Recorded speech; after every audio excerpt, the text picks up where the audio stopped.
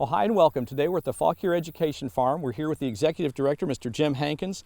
Jim, it's a little warm today, but we're heading right into fall. Yep. It's late in the season, and I know you've got a lot of things that you're growing here on the farm that are finished up. You're pulling things out, but you're doing something a little different here. What have you got growing here, and tell me about the timing.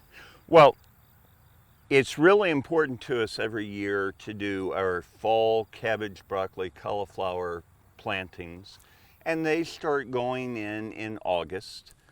Okay. Right here, we had a couple extra rows. We had gotten all the cabbage planted, and there were a few rows empty, and I'm just like, it looked like too good of an opportunity, so I went ahead and direct seeded some summer squash. Oh. Summer squash planted in August still has plenty of time to mature.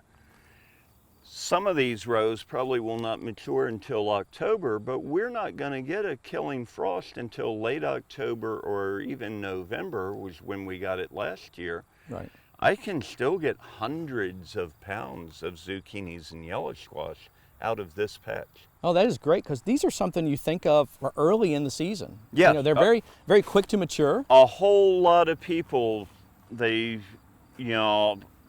plant summer squash multiple times throughout the year, 5 or 6 different times.